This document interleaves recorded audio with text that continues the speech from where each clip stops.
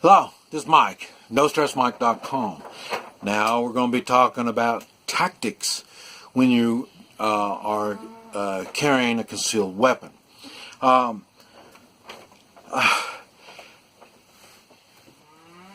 know people, the one thing that I come up against all the time is people watch TV. They think they can figure out tactics by watching TV and doing this stuff. They don't really fully have this thought out. So in other words, their tactics aren't workable tactics. If you had good tactics, like I say, I go up against by myself. I'll go up against all kinds. Like I say, remember, I travel in foreign countries. I'm down in the jungles or the deserts of Central and South America, Mexico.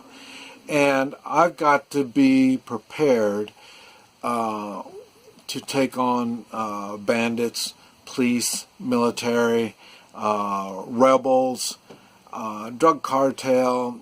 I mean, it's really, really bad. I've got to have the tactics to make it work. Now, tactics doesn't always mean, and in this series, well, I'm talking about concealed carry, but using your concealed carry tactics. But sometimes I get in situations where I don't have a concealed carry. So my tactics is I've got to use their firearm. So my tactics includes disarming and getting their firearm and using their firearm against all of them. So tactics is a big, big thing. You really need to have all these tactics worked out. Now, I'm not saying that you have to have it all figured out before you do concealed carry, but when you are, you have to think of situations when you are going to conceal carry. Like you're sitting in a restaurant. Think, what's going to happen if somebody comes in, you look and you see there's 3 exits. And what would you do if somebody came in that exit? What would you do if they come in that exit? What would you do if they come into that exit? Okay, now what if they come in all of these exits? You know, I mean, there is tactics you can use to make this stuff work. You just need to think it out. Now, you think what the situation, now you can think of the tactics, and are they workable tactics? And these are the things you really need to think on all the time. You just don't carry a firearm and thinking, well, I'm going to be okay now. No, you have to have it thought out in different situations, different scenarios, and what are you going to do and how are you going to do it. So tactics is by far an important thing that you need to think on. Your skill, we'll be talking about that, skill levels will help you work out more tactics. And that's where I've got the advantage on most. I say, between Vietnam, owning businesses, and when I'm owning businesses, you got to remember, I mean, I don't know how many times I've had attempted robberies on my businesses.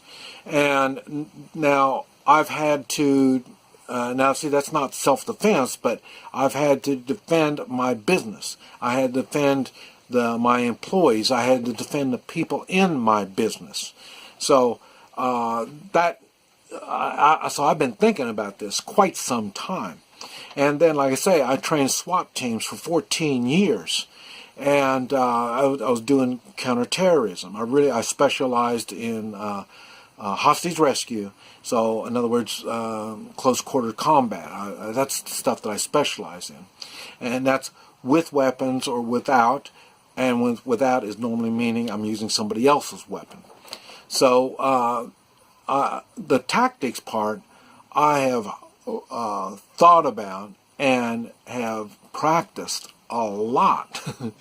And that's why when my convenience store shooting, I couldn't believe, I didn't know how to tell these people this isn't a good time to do the stuff that they always do. I mean, this is their lifestyle. They go around robbing stores all the time. This store at this particular time is not good for them. And, you know, they're used to intimidating, and because of the numbers and being armed, they think that it's always worked every place else they go. They just didn't realize people like me have tactics. We are not focused on being scared. We're focused on our tactics and what we're going to do to the threats. And there's numerous threats. And like I say, in my restaurants, in my businesses, in the convenience store shooting, it's like chess. I've got a situation I got to deal with here, and another situation here, another situation there. In other words, and it's not that's not really a self-defense, because you're in my business, or you know, you might be threatening somebody else. I've got to get involved to get this thing taken care of.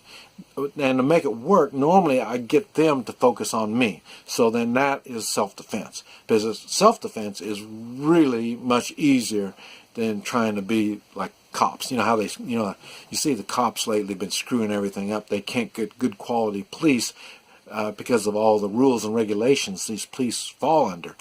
So, but self-defense is a whole lot different. Like I say, one of the talking about the tactics, I hear people, well, you know, they're scared of carrying a gun because, you know, they might shoot and they might accidentally shoot somebody else. As horrible as that sounds, it's not your fault. You have no legal or moral responsibility over shooting the wrong person if someone else starts the situation. Back to my convenience store shooting. The one guy, I didn't see a firearm. And when I first shot, he was the first one took off. And when I first shot, took out the guy with the firearm. My second shot missed him because it hit him there, and then as he was going down, the other one went on by. And I found out after that, it's not my responsibility. If that bullet would have went outside, and did go outside, went through the window, went outside, but if it would have hit somebody, it wouldn't have been my fault. Why? Because it was the attacker's, the criminal's fault. He brought in the firearm in the first place. He started the situation. So anybody that gets shot after that, it's all up on him. If somebody dies, he will be charged with a homicide, killing somebody, even though it was my bullet. And that's really right. And because I'm going to defend myself no matter what. And, you know, I didn't ask for the situation to come. And I say, if we're in a crowded mall, it'll be the same thing. I am sorry. But like I say, if I was to allow myself to get shot, you're going to be shot anyway too. So it's going to be stopped somewhere. I can stop it. And the tactic is not only how to use your firearm, but get rid of your firearm afterwards. Holster it. Like I said, on the convenience store. I went out, I chased them outside because I thought they were going to be outside in the car, more of them. And so I'm going to have to fight more of them. So I ended up having to go outside, and when I saw them running down the street, I knew that was over. But then I looked around. Okay, I'm standing outside a convenience store holding a firearm, and you look in the window and you see a guy laying on the floor. It doesn't look good for me. So I had to holster my firearm. So make sure your tactics include not only what you do, but what other people are seeing. Because they see something, they are going to react to what they see. Even if it's you being the good guy and you've already stopped all the stuff, you've stopped the threat, don't stand there with your gun. You better figure out what you're going to do with it. Lay it on the ground? I wouldn't, because like I say, on my convenience store shooting, 3 minutes later, family and friends of the guy I shot was at the convenience store. Luckily, the police got there a few seconds before they did. Otherwise, it would have been a much, much bigger, bloodier gunfight. So, tactics include preparing, during, and after. Talking about after, they even came to my house. So you better have tactics for that also. This is Mike, NoStressMike.com, on this series of concealed carry.